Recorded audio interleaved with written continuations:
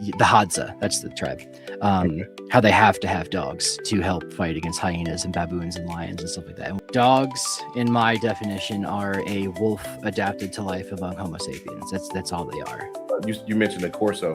This is a big deal in the Cane Corso community. Okay. They do not like it to be referred to as a Roman war dog. That's a big controversy. Cats are the leading cause of like endangering species, especially like little bird species and rodent species, because they're so effective and just love killing things. Really interesting spot in culture with death and like mythology and the afterlife. Step into the realm of canine wisdom with our podcast, NWA Cane Corsos, where we interview dog men and women from around the globe. Discover their talents and insights on breeding, training, nutrition, and the rich history of dogs. Tune in to the most underrated yet influential dog podcast on social media. Your journey into the dog world starts here. All right, everybody, we back. NWA Cane Corsos in the house. Hey, you never know who'll be sitting in front of me. What's going on, Dr. David? Not much, man. How you doing? How you doing today? I am in it to win it. Yeah. Yes, sir. Well, man, I'm so glad you came. You stopped by. I've been studying some of your content. It's really nice, very informative.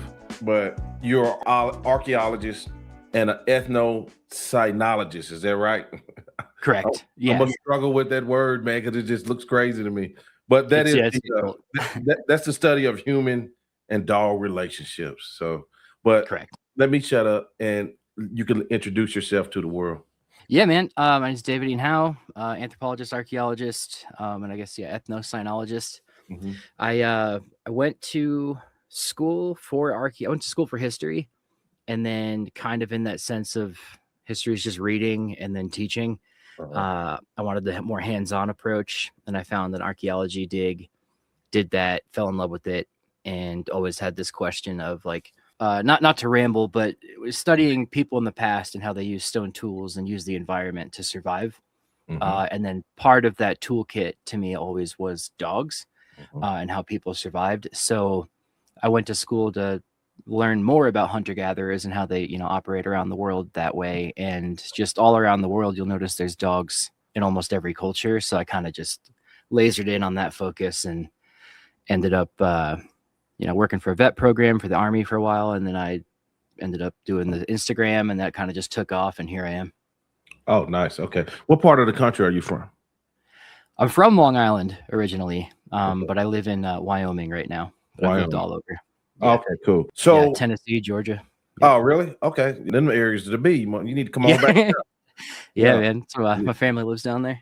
Oh, really? That's what's up. Mm-hmm. Man, so I heard you refer to dogs as humanity's very first technology. Why do you say that? What happened with how we first started to interact with dogs? Sure. Stone tools and fire is older, but I would say dogs are like the first living technology, and one of the oldest. Mm-hmm. So in that sense, like humans would take a raw nodule of flint or rock and take that down and smash it down into a big, cutting edge like this. And then from there, they could, from the quarry, pocket that and then turn that into a knife or a spearhead or an arrowhead, whatever they needed. Right. Dogs in the same way. A wolf is like a raw nodule of flint, and then you can take that wolf and through genetic breeding and genetic coding or just taming and whatever this process was, turn that into a Cane Corso or a Chihuahua over time. And dogs fill specific roles for that. But the original way that started was just that human hunter-gatherers living in Siberia, hunting, mammoth, bison, mostly reindeer up there, are going to be competing with wolves for those kills. Wolves also love reindeer, especially in that area of the world, or caribou, I should say. Mm-hmm. And that close contact would have occurred. So whether we were killing the aggressive ones or feeding ones extra meat, stuff that we knew were nicer, whatever that thing is, anywhere in the world you go, like Mexico or the Middle East, where dogs still kind of roam free range around the city, that exact thing would have been happening. So they would have been following people into camps, kind of like raccoons do here. They don't mind eating out of the trash. They're a little less afraid of humans. And then just multiply that by thousands of years, you get a wolf into a dog. Right. Yeah. So I also saw that you say that the dogs come specifically from gray wolves. Is that correct? Yeah, there's competing, depends on who you ask, competing ways of determining what a species is or what kind of wolf it is. But at the end of the day, it's some kind of wolf, whether that's the wolves that still exist today or an extinct offshoot of them, because there's red wolves, gray wolves, timber wolves, dingoes, coyotes, all that. So it's some kind of wolf is the answer I usually go with. But if for a picture in your mind, whatever the gray wolf is today, something like that. Right. And while we on that, what a dog really is, what about the fox? Is he really in the dog, classified as a dog? Yeah, so this is where, grad students will spend hours debating in class in grad school, but taxonomy and species is very complicated. It's just words we attribute to something, right? Kind of like, gender or sexuality, like there's just words you throw onto stuff that loosely define things. So a fox, though, genetically is far distantly related from a dog. So dogs and foxes can't interbreed, but anything in the wolf family can. So coyotes, dingoes, wolves, jackals, dogs, they can all interbreed because it's all Canis. Canis lupus is the wolf. Foxes are vulpes, and they are much more distantly related, but they're still in the Canid family, and Canid in Latin means obviously dog. So it's just kind of anything dog shaped gets that dog word to it, which gets confusing. Yeah, but they're distantly related. Right. So we all are from Africa. Yeah. And we, for whatever reason, migrated. And so I want to kind of start the conversation from that point, not just that, what dogs were back in Africa. But once man started to travel, when did the dog come into place for I know the hunter-gatherer, we started that, but was it some kind of, were the wolves following us because of we leaving debris, food, or killing things? And how stiff was the competition between us and the wolves? Yeah, great starting point. So modern humans leave Africa, or I should say archaic humans leave Africa, and then they become Neanderthals in Europe, they become Denisovans in Asia, and then behaviorally modern humans like we are today evolved in Africa in just greater number. And then also there's a second wave out of Africa. They go and replace those, genetic populations that were living in Europe and Asia and coalesce into what modern humans are today, which is why we have Neanderthal and Denisovan DNA and stuff like that. So those humans that got there, Neanderthals and Denisovans kind of were stuck in caves. They didn't really figure out how to make standing structures out in the middle of the plains, because they couldn't really, not that they couldn't figure it out, it just wasn't, they didn't need to. They could just stay to caves and things like that.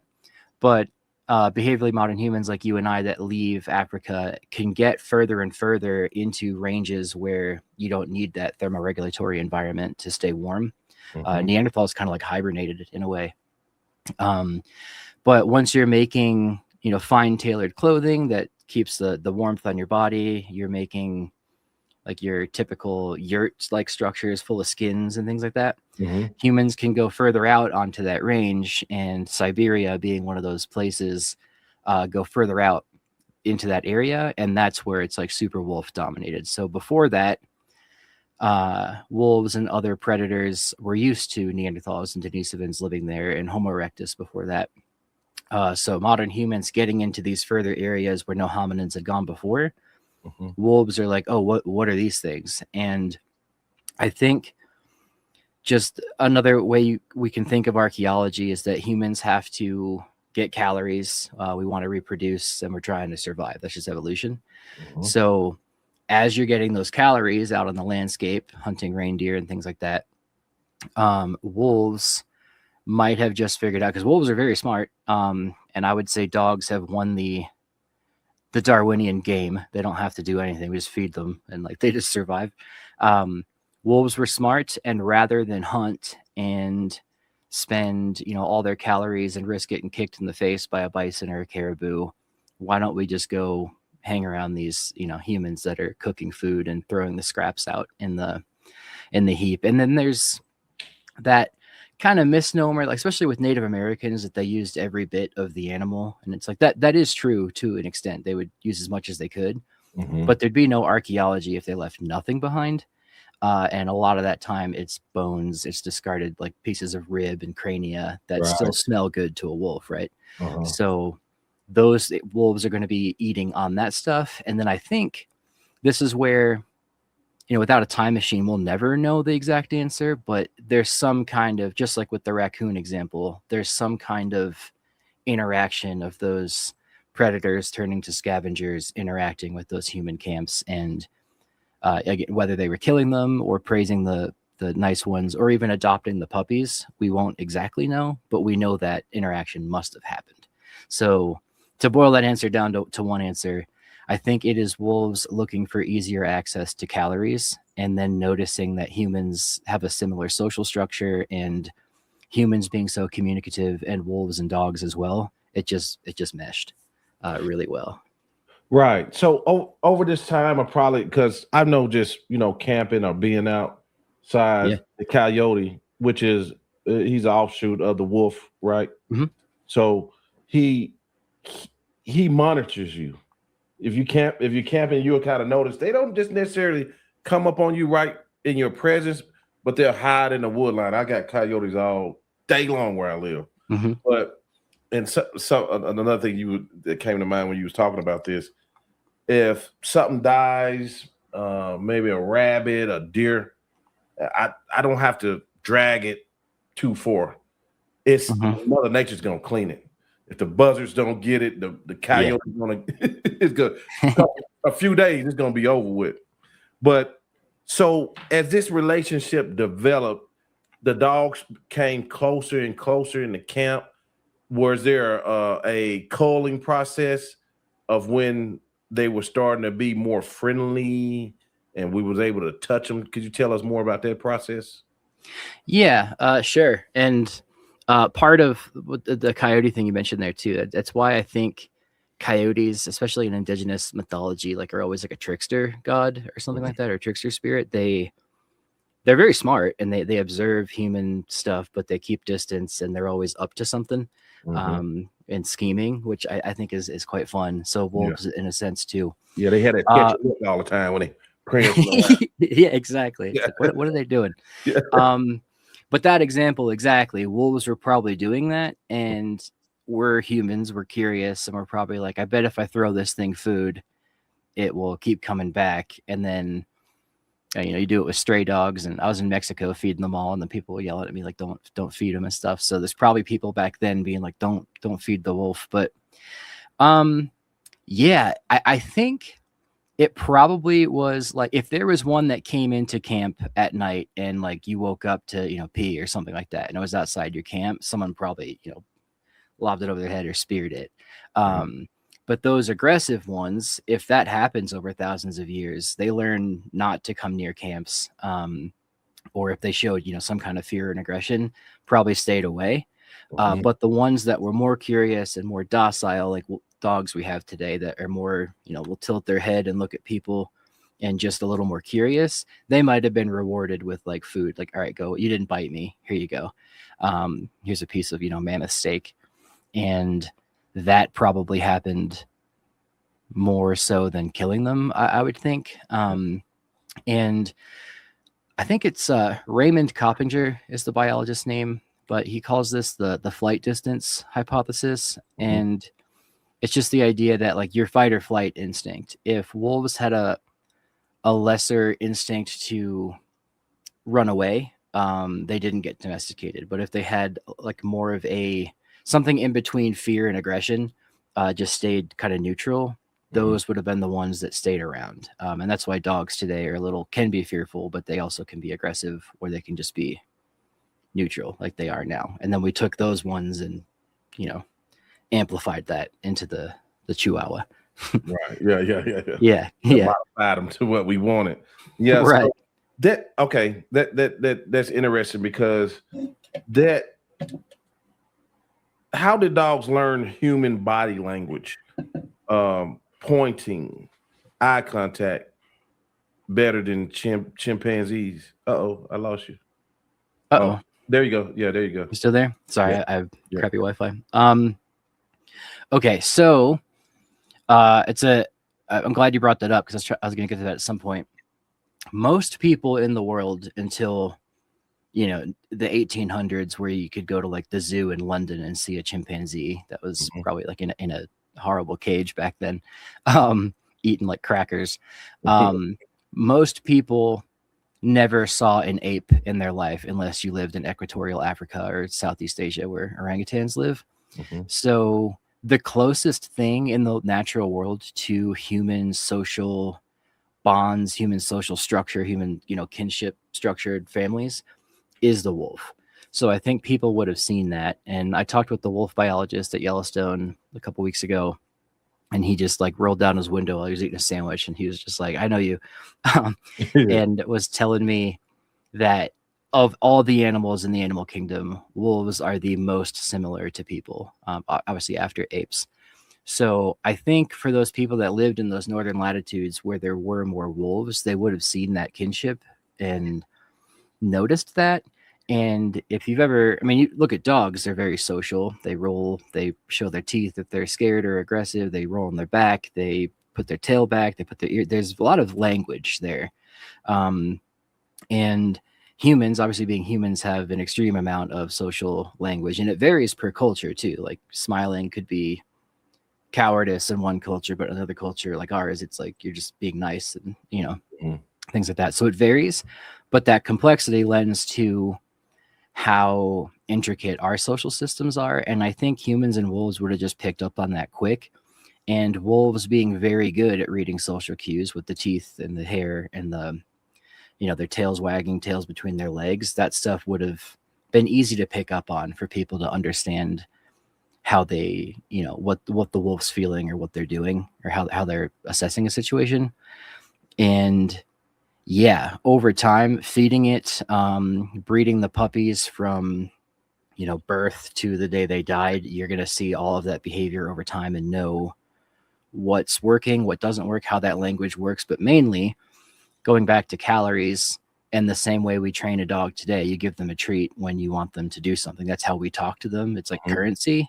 So that would have been picked up on immediately. Like, okay, I feed you, you respond. And that just kind of exacerbates until today, if that answers the question. Yeah. I'm laughing because I have so many dog trainers on here.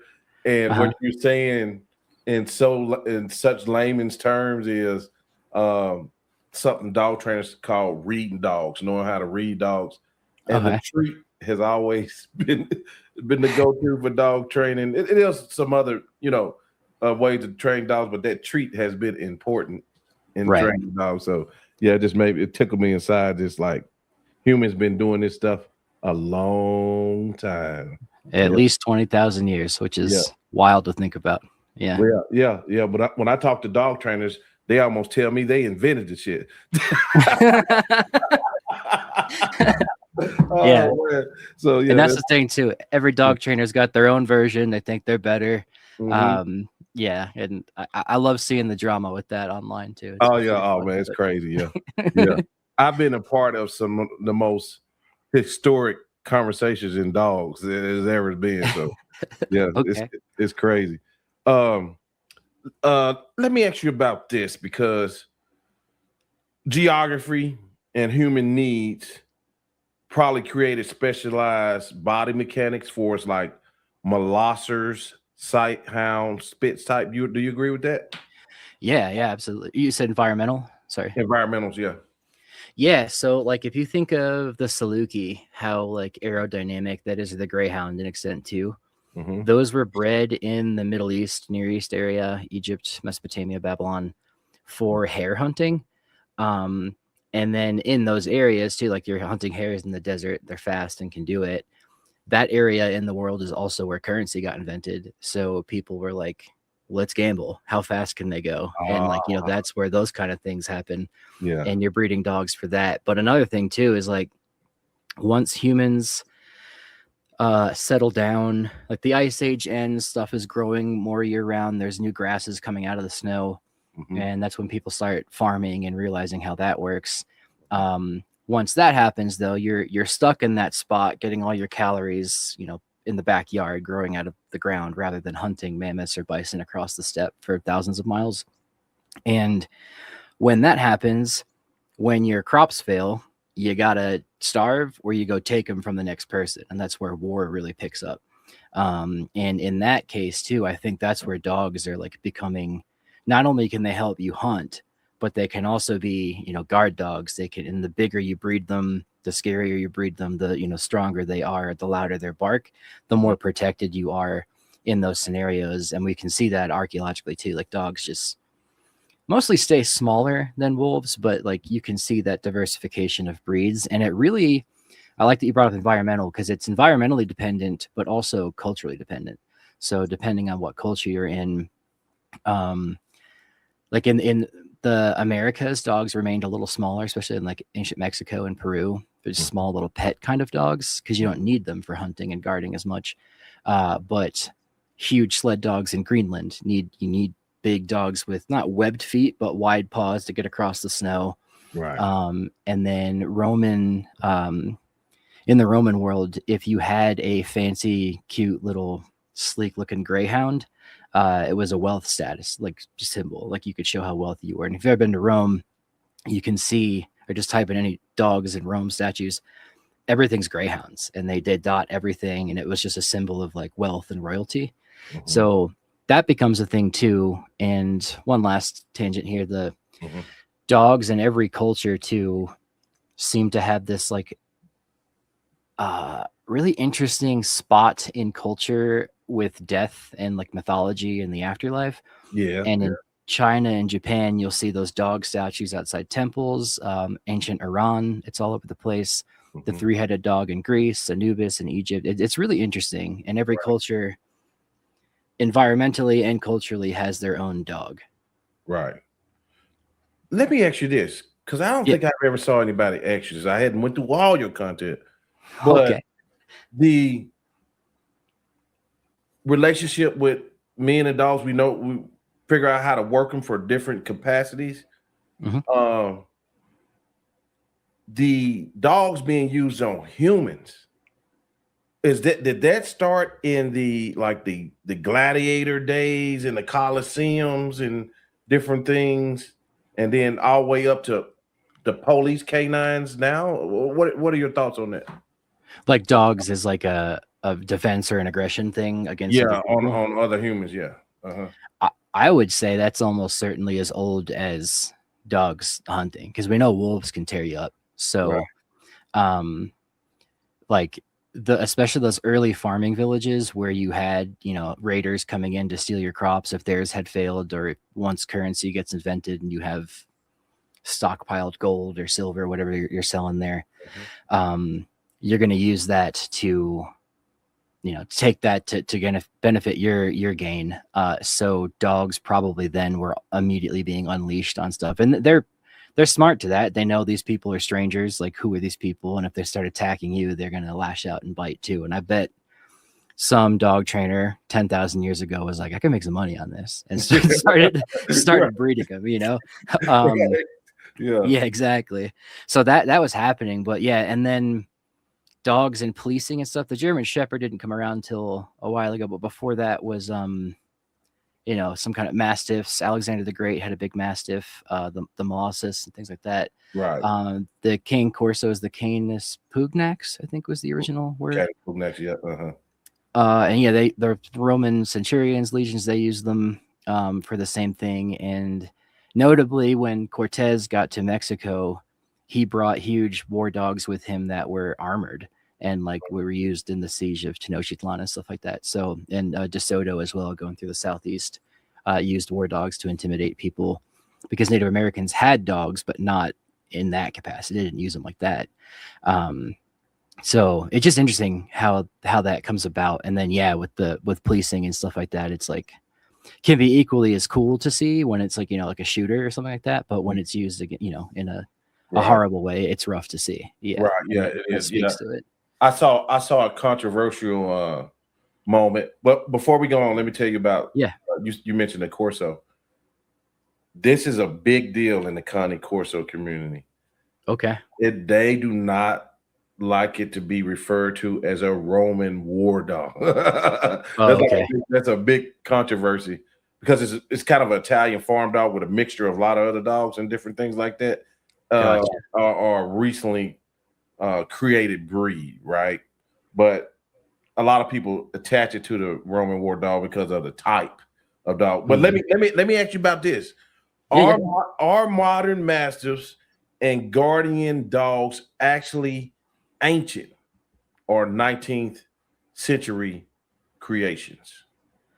Yeah, this gets a little out of the realm of my expertise, but I can speak anecdotally from things that I've read. I think any dog really breed back then could have been bred because every dog 10,000 years ago looked like what a dingo looks like now, or like a street dog in Mexico, that standard yellow coat. And from there, and Amerindian dogs look the same. From there, they can be bred into different things. So like the Xolo or the Chihuahua, which was the Ichichi, I think was the original version of a Chihuahua. Techichi. They can be bred into different things from that standard dog. But I think because we know in ancient Greece they had dogs like that guarding, and especially from flocks. And I think that guarding animal flocks, protecting from wolves, protecting from raiders and things like that. And that kind of just evolves then into if we had, war dogs and things like that. I mean, we know the Greeks and Romans did, but whether it was the Cane Corso specifically, I that's again out of my wheelhouse. But it just depends. In ancient Greece, there's huge statues of those Molossian hounds all over the place too, and they're a symbol of like not necessarily war, but strength. You have a big dog as opposed to a slender little cute one. So that's about all I would know on that. But definitely in the Victorian era, or like in the past 200 years, is when dogs really diversify into the different kinds of breeds and things like that we have today that are very specific at what they do and specific in look. All right. So I want to switch gears just a little bit because I told you before we started the show that I didn't know if it was only one thing I wanted to be in this world when I was a young boy. It was an archaeologist. So, so now the people probably going to understand, that's why he always want to look in the history of these dog trainers in this area, or the history of it. Because that's how my mind works. So you mentioned the Neanderthal, right? Being an archaeologist, I need to get cleared up on this. How many types of mans, and what were the names of the types in the beginning? And did the Neanderthal die off, or did he mix in with the modern man? Could you kind of explain that whole deal? It's very complicated, and every day another paper will come out saying something different. And then there's like conferences where people like choke each other out like over like this one is right, but maybe not choke each other out, but you know what I mean. But for the simplest way to explain it, you have Australopithecus, which is Lucy. That's like the first one that's it's climbing trees, but can also stand up if it needs to. It's also making stone tools. Lamequi tools is what they're called, just a simple rock broken in half with an edge. And then you have Homo erectus, which is like the upright man, and that's the first one that's like fully committed to upright walking. And it's interesting because quadrupedal animals like dogs and horse, anything with 4 legs, you're protected, like all of your lungs, your internal organs and stuff are between all 4 legs on the ground. But humans, like all of our vulnerable spots is right here, and we're just it's a huge target. So it's a debate as to why that is. I would think it's for the grasping hands using tools and things like that. You also exert less energy, I believe, or we don't pant, we perspire, so our heat comes out through sweat, and I think standing upright helps exhaust that out. But Continuing on, Homo erectus then leaves Africa because it can, and it gets to Europe, it gets to Asia, and almost as far south as Australia. And in those areas, they evolve regionally into different things, like the Neanderthal in Western Europe and the Near East, and Denisovans in Siberia and the Near East and kind of parts of China, evolve into their own type of Homo sapien, which a Neanderthal and a Denisovan I would consider Homo sapien. People might not. And while that's happening, those same archaic humans living in Africa that stayed behind, Africa has such a diverse biome and such a, like, it's just a big melting pot of like genetic mixture. And I always find this funny too. Somebody in Tanzania and Zimbabwe, or even like in the same village in Tanzania, have more genetic diversity than someone in Beijing and London, like, because those original people that left, it's like a different haplogroup and stuff like that. So very interesting. But those humans that were more successful at making technology, setting traps, learning how to store water better, things like that, with a not necessarily smarter, just more, intelligent through culture, being able to pass on how technology works and pass on story, which is probably the main thing. They leave Africa and then replace those. They interact with the Neanderthals, they interact with the Denisovans and start interacting and trading. And there is violence, you can see that. But mostly it seems like there's trade and there is cooperation between them. And with that, it's just modern Homo sapiens coming out of Africa. We're just so much more in number and so much more, I guess, clever would be the word, that they could live in different areas where Neanderthals couldn't. And Neanderthals kind of just got pushed out and intermixed with us. So to answer your question, it's like we just enveloped them into our biome because there was our genome, sorry. There's way more Homo sapiens coming out of Africa than there were Neanderthals living in Europe. And same with the Denisovans in Asia. So those modern humans then replace all them. So that's why the whole world is now populated with modern humans, including Australia and the Americas as well. And the Americas being a solid testament to that. Neanderthals and Denisovans didn't get that far. They couldn't get that far onto the landscape in Siberia. Humans could, and then got all the way to Alaska, all the way down to South America. And the Americas too, being also has every geographic biome you could think of: deserts, jungles, forests, tundra, and everywhere you go there's people adapted to it. Right. Gotcha. I heard a statement by Neil deGrasse Tyson. Sure. You was talking about diversity just a minute ago, and he said Africa. He said if you want to find the extreme of anything, whether it be the tallest people, whether it be the people with the longest neck, whether it be the whitest people, whether it be the darkest people, where it could be the dumbest people, the most intelligent people. Yeah. Most of that is right there. Do you agree with that? And why is that? What do you think? I don't know. I don't see the full statement, but I see what he's saying. And yeah, I would agree mostly. Like, it just, that's where humans began. So that's where the most genetic diversity is. And the only way out of Africa back in the day was when the sea levels were lower, through Morocco to Spain and through basically like the Levant, Palestine, Israel area, walking through, in Arabia too, like going that way. There's only these two spots you could leave Africa. The Mediterranean was still, an ocean or a sea. So you have all that genetic diversity in Africa. It's like this big, like, boiling pot, if you can think of it that way, of like mixture, and the bubbles are all moving together. And then only like, if the pot is this big, only this many of those bubbles left those two spots in Europe and Africa to get to Asia. And that's where Europeans come from. That's where Asians come from. And that's where Native Americans, being an offshoot of Asians, come from. So you only have, let's say there's like 10 different, just to simplify it, 10 different human variations in Africa. Only one of those left those two different areas of Europe. So those ones then multiplied into their own things. So you can trace that like evolutionary bottleneck back to that period. Yeah. So I think that's where he's getting at. It's like the diversity in Africa is just so much more varied because that's where the original, stock of humans came from. Yeah. Right. So the Native Americans, what you said, you referred to them coming off the Asians. So that would be them coming, the Asians that came over from the Bering Straits that inhabited North America. Yeah, the current genetic evidence and archaeological evidence, when you look at their skeletons and stuff, but genetics is more, sound to go on. They share most of their DNA with Asian people. You can just kind of see it in their faces and stuff too. Right.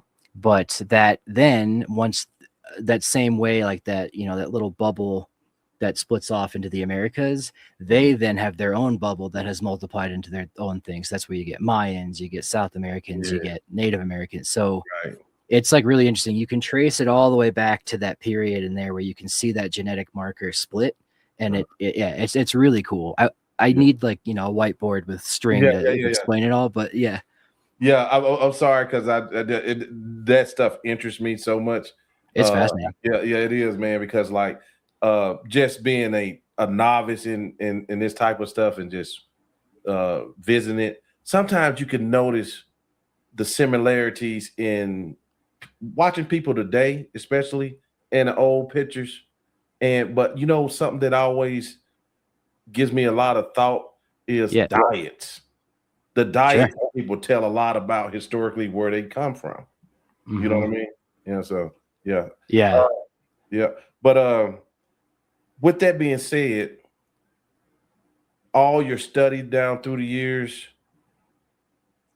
if they can place you one moment in time amongst a certain culture so you can actually see what happened, which culture, what time, what would it be? I love this question, dude. I ask people this on my podcast all the time. 2 answers.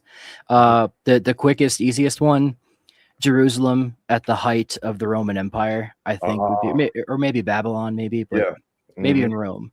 But just a quick answer there, just seeing all of the diversity of people coming through there, the languages, like the food, like just going by the spice carts, like, in the market street, like coming from India, coming from China, silks, the different animals coming through, because we know they're getting like giraffes and tigers and stuff from India and Africa and selling them at markets to rich people for their own zoos and things like that. Just seeing all of that, but the languages, the smells, I just wanted to know what that was like. Like that would have been crazy to me.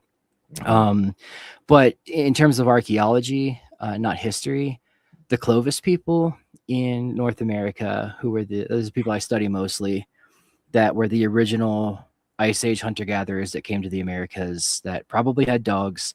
They were hunting mammoths. Like I just dug one up last year, hunting big bison. Yeah, it's sick, dude.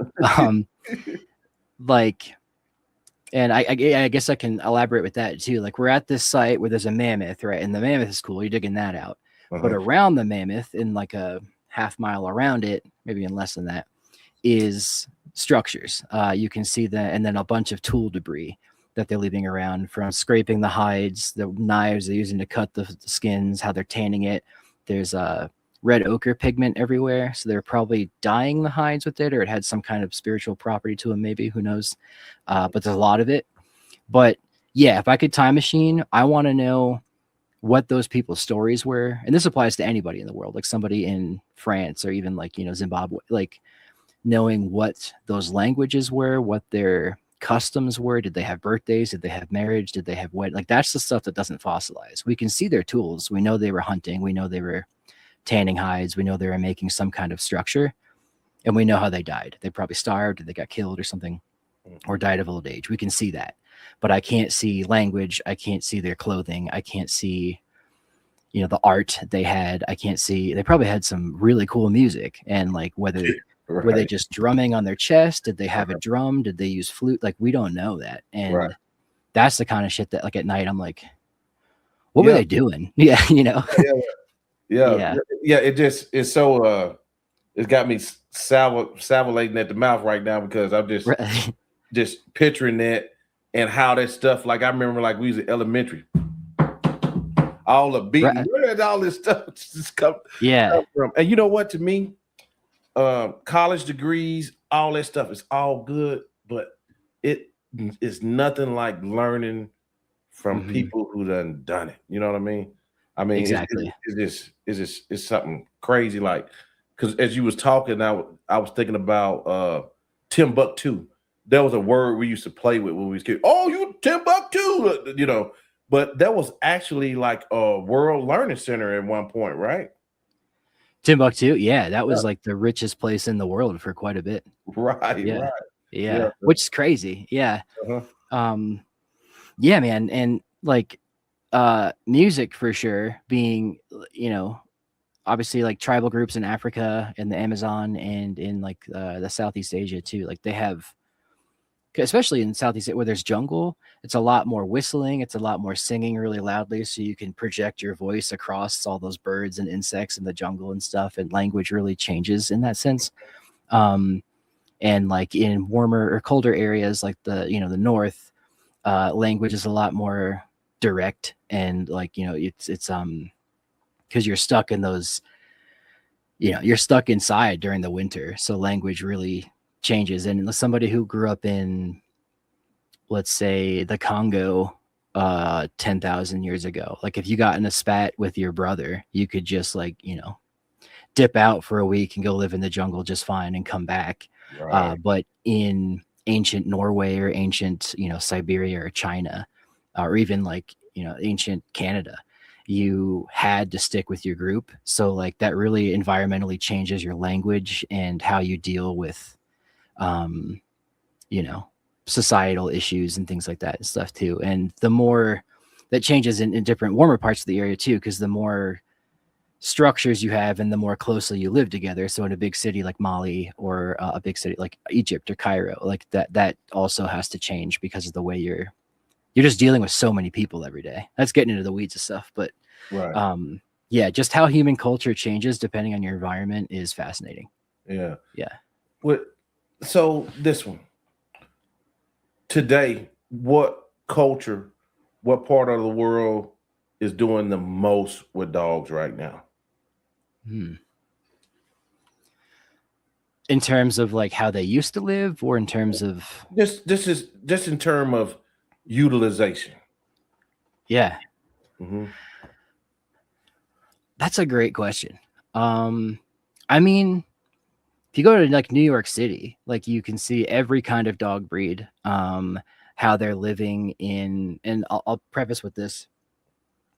Dogs, in my definition, are a wolf adapted to life among Homo sapiens. That's all they are. So whether you're a sheep herder in Mongolia, you are a Kung Bushman in Africa, or I think it's the not the Kung, it's the oh man, this is the other hunter-gatherer group that lives in Tanzania. It'll come back to me, but they use dogs to hunt baboons and defend against hyenas and stuff like that. There's a really cool interview where this YouTuber goes around asking them, you know, what do you think of dogs? What do you think of the meaning of life?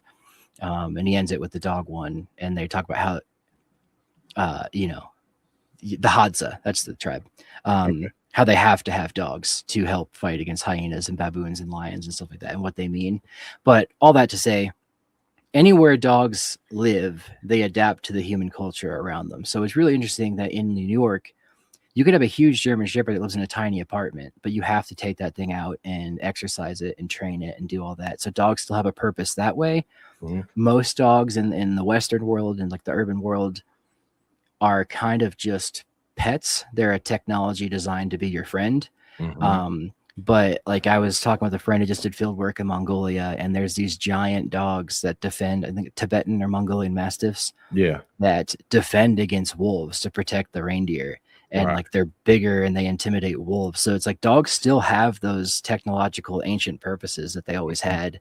And I'm sure you've seen videos of a guy just whistle and a border collie will book it half a mile out and bring that whole flock in. That is incredible to me, you know? And like they all still fill these roles. So it's really hard to pin down who's using dogs the most, or like what culture, you know, is using dogs to their fullest. But I mean, right here in the States, like you have farmers, you have people that use dogs to protect against, you know, wolves and things like that. You have dogs that are service dogs. You have all kinds of dogs. So that's pretty cool.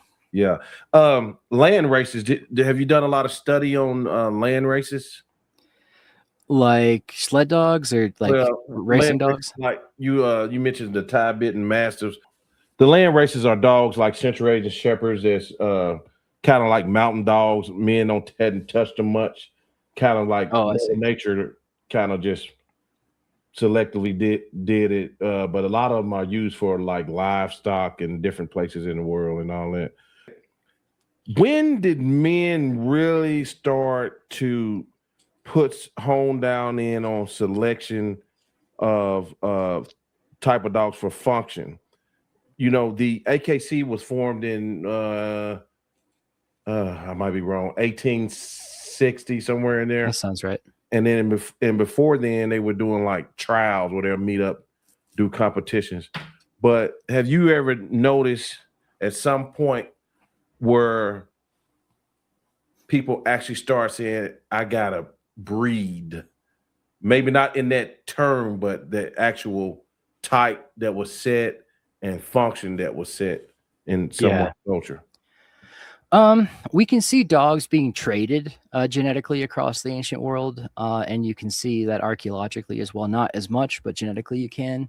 So those early people that domesticated dogs in Siberia, you can see them trading, you know, with other groups all the way across to like Scandinavia, down to the Middle East and things like that, and then into the Americas. And then if you think about it, each new group you encounter, like it's like, oh, that dog's bigger, or that dog's like, you know, not purple. The dog is brown. Mine's tan. Like I want brown one, and like you'll trade for that, just like you would trade stone or, you know, food. That's always been going on. And then for that Jerusalem example, at the height of the Roman Empire, there was surely somebody selling dogs there, like it was, you know, a breeder, like you would find outside of Petco or something like that. Way less laws back then to do it. You probably just, you know, pulled them up on a cart to somebody. But we know for a fact in Mexico City, I went there this past year, and there's this huge diorama of Tenochtitlan before the Spanish got there. And in one of the little spots in the diorama, there's like a lady selling little naked Xolo dogs there, like at the market for food, but also for pets. And they would use them for ceremonial purposes too. But like even in ancient Mexico, that was going on. And we know in China, they were selling dogs that way too, like at markets and things like that. Not necessarily for food, but everyone ate dogs in the past, but for livestock, for guarding and things like that. And I'm going on a tangent. I'll get to the answer, but Lewis and Clark as well, when they went out west, one of the tribes, I think in Michigan or somewhere up there, Wisconsin, stole his dog. His dog's name was Seaman. He was a big Newfoundland. And stole the dog, and Clark wrote about it extensively in his journal. Was like, I'm getting this dog back. And like, but all of the tribes were like, I've never seen a dog that big. I want that. So like dogs are always a commodity in that sense, and they're a tool that you can use. But to answer your question, that breeding into different dogs has been happening for 10,000 years, especially since cities have been around and you had time to sit and breed dogs and build a kennel and feed them and have different, you know, litters every year and test different things out. But it really doesn't pop off until like the 1800s, where that's when you see like beagles pop up and German shepherds pop up, and the little you know, French bulldog. That might be more recent than that, but that really intense diversity of breeds that we have today doesn't start until then. And I genuinely think it is a byproduct of not only the Industrial Revolution, but you had these rich English hoity-toity people that just had time to do this, and they could pay people to breed. And like, I want a lap dog that makes me look rich. And Baddest dogs, yeah. yeah, and the royal family too. Like I want, and corgis were to herd sheep in Wales, but now they're the royal dog of the English family, you know, the monarchy. So like just rich people being like, I want this, and they pay someone to do it. That really pops off then. Right.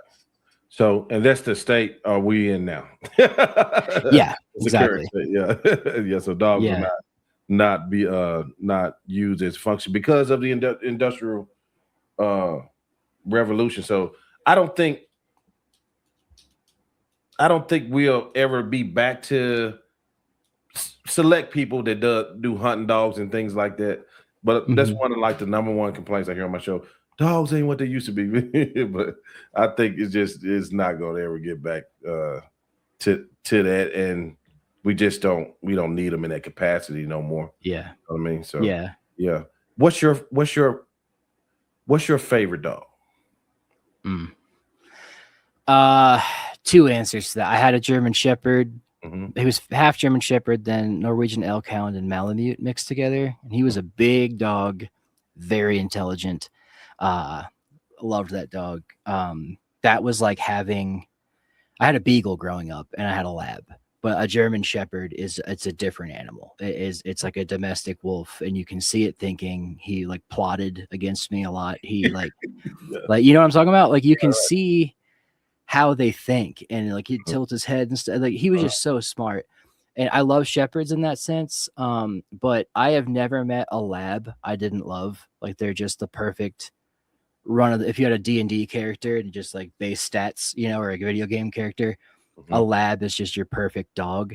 But I love every dog I've met. Like there's some that I'm like, dang, get out of here. Like the little tiny Pomeranian or like those kind of things that are yappy and no one trains them. That annoys me, but that's not the dog's fault. It's the trainer's fault. But well, it could be both. But yeah, I don't know. I think German Shepherd and Mal. I've not met many Cane Corsos. I'd love to give you that answer, but I'd have to interact with some more.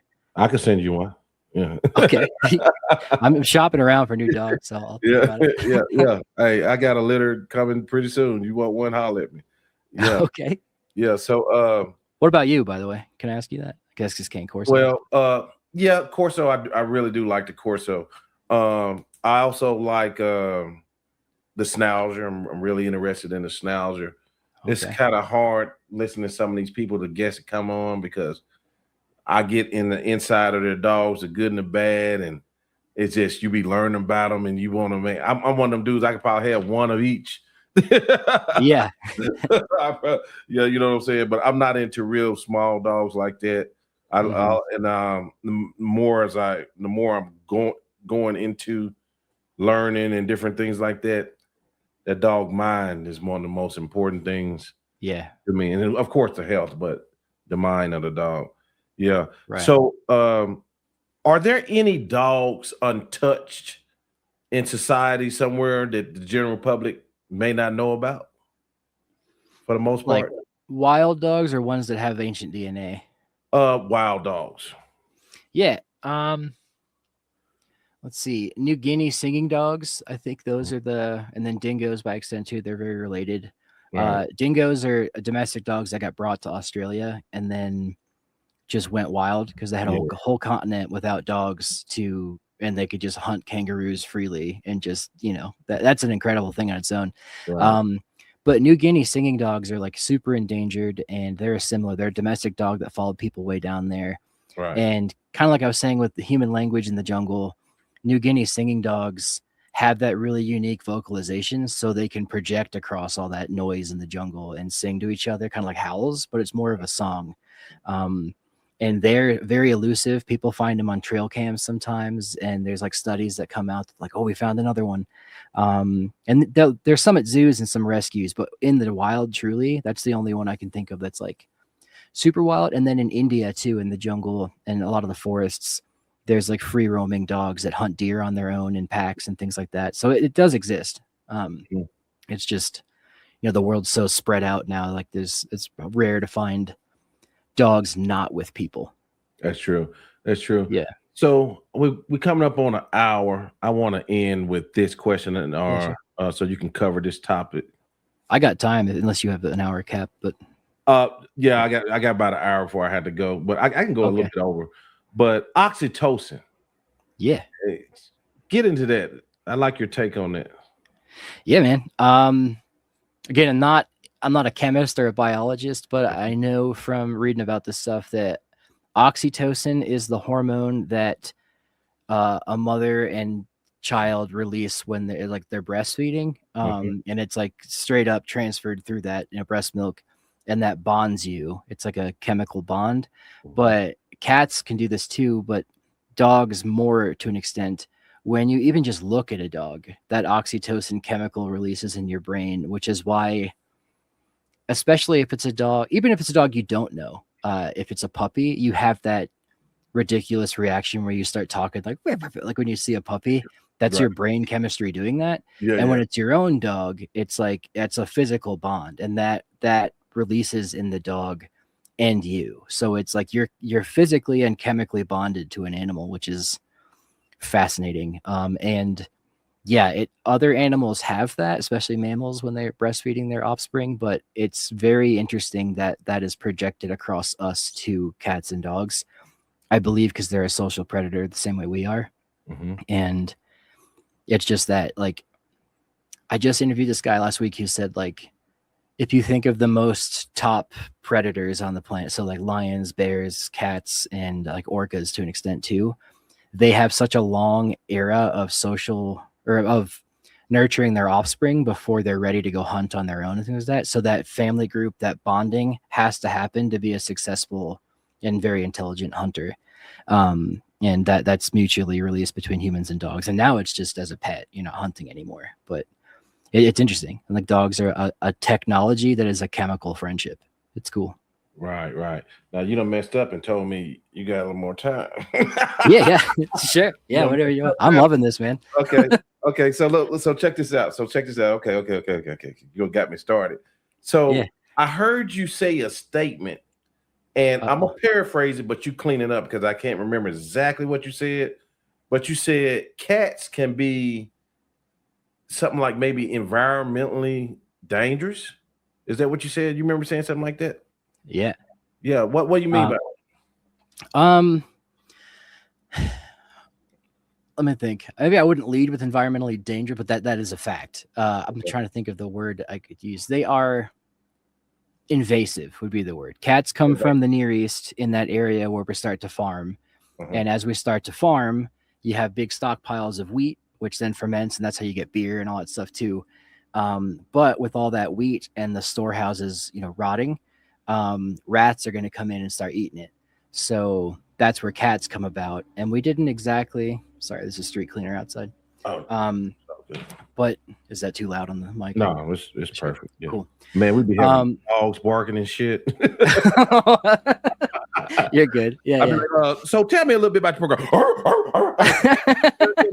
Can you remove your dog, please? Yeah, happens all the time. Yeah. But all that to say, cats come into as pest control. They start, they're really good and really efficient at hunting rats, hunting mice, hunting rabbits, and small birds. As cats then got brought onto ships and they followed, agriculture as it spread across the old world on foot, they get brought onto ships with, Europeans going and, doing their thing all over the world in the 18th century, 15th century. Specifically the Americas and Australia, where they didn't have domestic cats. Cats are the leading cause of like species, endangering species, especially like little bird species and rodent species, because they're so effective and just love killing things. Wow. Because it's in their DNA to do so. And Australia specifically, they like have some laws where you like can shoot cats because they're just killing the environment there and destroying it because they're so good at doing that. And it's not their fault. That's just what they do. Right. But they can absolutely devastate an environment. And my cat, when I lived in Nashville, he would go out the dog door and like, God help you if the dog door was locked, he would yowl until he could go, and you'd open it and he'd come back an hour later with a bird in his mouth. And like, he probably destroyed the local, whatever the environment was on my block, he destroyed the bird population. I'll tell you that. And then multiply that by millions, Yeah. That's crazy. That's great. So, how far are domestic cats from their origins? Yeah, that's a great question, because you can look at a wolf and then look at like a French bulldog and be like, that ain't the same thing, but it is. A cat though looks exactly like, and if anyone watching or listening, if you type in Felis sylvestris libica, I believe is the species name, or Felis sylvestris africanus, they are the original wildcat that cats are domesticated from. And there's a lot of debates, like, are they domesticated or are they not? Because they still serve the same function. They do the same thing. They just come get rodents out of the granaries. I would argue and I got called out for this a few years ago on my lecture, but some guy from the New York Times was like, they are domesticated. But you do have like the Sphinx cat, the hairless one. You do have the, I don't know what, the Garfield looking cat with that weird face that's on the cat food tin. I forget what that cat's called. But you do have certain breeds of cats that look much different, and you have that. So they are domesticated in that sense. And it's just interesting to me that cats can live inside all their life. And I feel bad when they do, because especially if you live in like a small studio apartment in New York, like that thing needs some kind of engagement, needs to touch grass, you know. But they're completely content if they have stimulation and all that. But at the same time, like my cat, who is an outdoor cat, he came back with a huge scratch on his face from another cat or a coyote or something. It's dangerous for them, but like they can exist just like that without any human intervention, which is interesting. But if I were to leave my German Shepherd out to his own devices, he could probably hunt or find a rabbit. But I don't think dogs would live very long without people feeding them after, you know, all the food runs out. But a cat can just, you know, you might not see it for 3 years and it comes back just fine. It's kind of crazy. Yeah. Wisconsin, you got mountain lion. I'm in Wyoming. Yeah. And there are mountain lions here. Yeah. Wyoming. Yeah. We got them here too, man. Like, and they, where you at? We've got some, I'm in Arkansas. Oh, that's right. Yeah. So like, and I'm real close to Missouri. So yeah, we got lions, tigers, and bears now. Man, one day I looked at my Ring camera. I saw a skunk. I saw a possum. I saw a raccoon. I saw a deer. I saw a coyote just pass through my front yard all in one night. That's wild, dude. Oh yeah, like a national park. Yeah. Oh yeah. I'm not too far. We got some spots in Arkansas where you can see elk and buffalo, especially the buffalo up there by the Buffalo River up there. Yeah. So we got a lot of wildlife here. I want to show you something. Yeah. Let me pull up my screen. I got questions for you too. Okay. Ask away. Yeah, man. Oh, what you got here first? So I want to show them your YouTube page.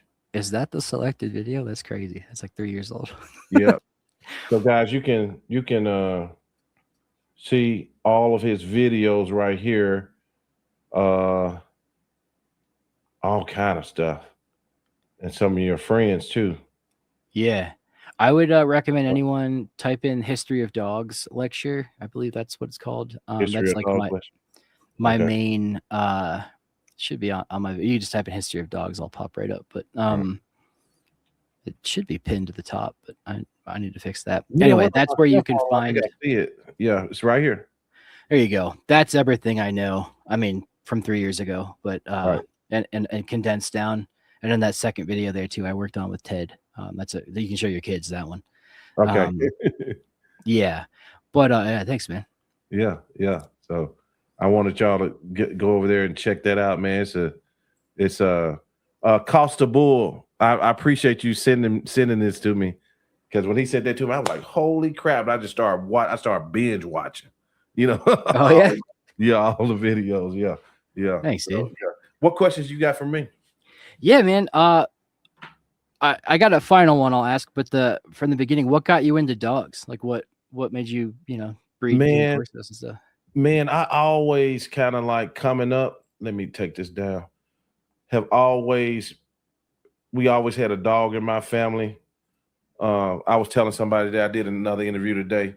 My parents are from the Delta. Both of my parents picked cotton, kind of grew up poor, right? Mm-hmm. They weren't slaves, people. Let me start right there. Oh, God was making excuses and he playing the victim. I know how to. I know what you mean. Yeah, but anyway, so they,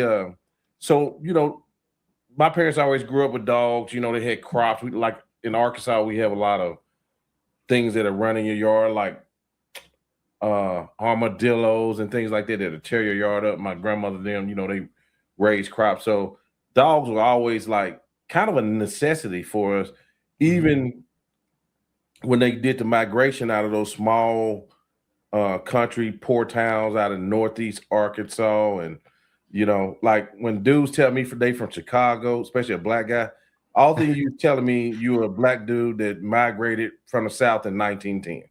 because when I go up to Chicago, say you act just like us. There's no different. Like, am I in Chicago? These dudes act just like us. But so when we moved to the city, you know, this having dogs never did stop. And then if you was in the inner city, late 80s, early 90s, a lot of our environments changed because of drugs. The crack cocaine epidemic.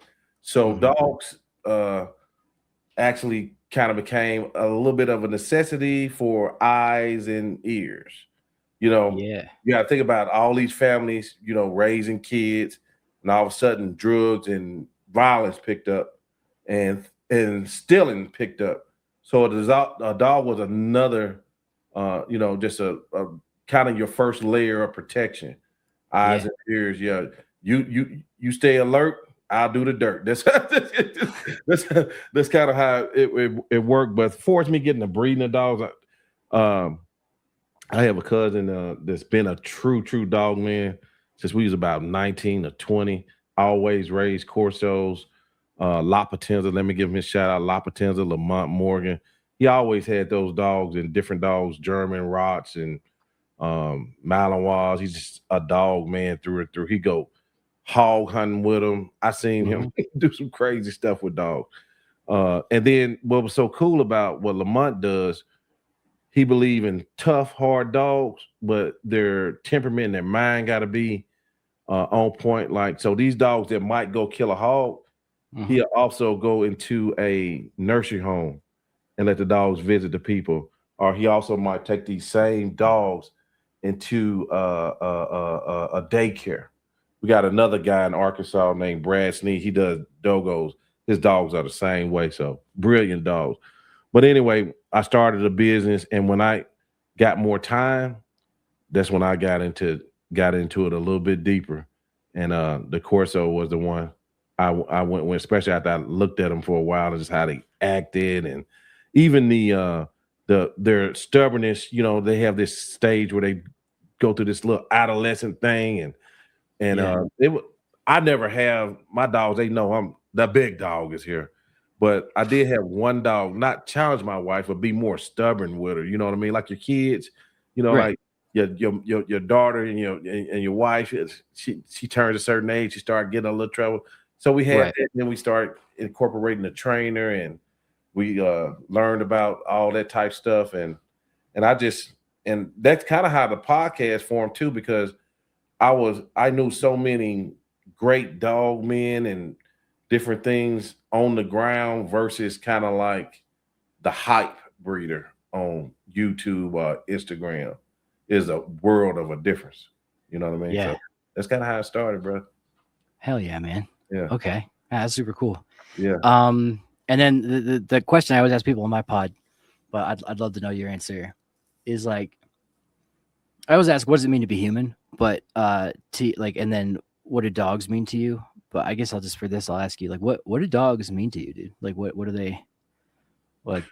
Well, I still kind of look at them as the same way as I always have. They kind of my eyes and ears, the society we live in right now. I don't want to say like we doomed or anything like that. Sure. When I moved to this house where I got neighbors, but they up the street and it's wooded. And I'm just telling you, a few minutes ago, man, we got cats, big cats. So they kind of security and different things like that. And but what are dogs to me? Dogs are very special because they can do a lot of things. They got dogs now that they call reading dogs, where children, they just sit there and children just read to the dog. The dog just, they use it so many different capacities. I had a lady named Ellie Miller, and she has Great Dane. She trains service dogs, and for people that need help getting around or bracing themselves on these big dogs. And they also do it with ponies too. These horses, small horses that people can kind of brace. Older people can brace themselves on. So dogs, man, the more I get into them, it's been a journey. Now the people suck in dogs, a lot of them. Oh yeah. Oh But- yeah. But the dogs itself, man. So I'm always gonna have a dog around. Your wife for security. And it ain't always about, you see a lot of this, get your attack dog. And a lot of times a big dog that with some good natural instinct is a big enough deterrent to, especially with this society we're living in right now. So yeah. Dogs are the shit. I love that, dude. That's a great answer. Yeah. Especially with my children. To watch my children react and raise dogs and teach them how to treat them and things like that, man. It ain't nothing like that. It ain't nothing like it. Yeah, I don't have kids, so that must be really cool to watch. Are you married yet? No, I'm not married. Okay. Hey, ladies, he looking. Yeah, man. If you got dogs, I'll be the stepdad for sure. Yeah, man. But brother, I really appreciate you, man. It was a great conversation. Yeah. Speaking of dog people being crazy, every time I went through my messages, and I get tons of dog trainers that want me to like do their pod. It's always hit or miss, but I am very glad I hit this one. This was great. I love this. Oh yeah. Oh, they gonna be on your ass now, though. Yeah. Oh, well, they already looking for you. Yeah, for sure. Yeah. So yeah, man. Keep doing what you're doing, bro. I really like what you're doing. You're welcome back anytime. I know they're gonna tell me you gotta have them back because we want to ask. Put them on the live. Put them on the live. Oh yeah, I'll get kid. I'll say the wrong thing. But yeah, man. Happy to have you on mine too. I could ask you questions all day as well. Okay, cool. All right, brother. Yeah. Well, have a good day. I'm gonna get to it. All right.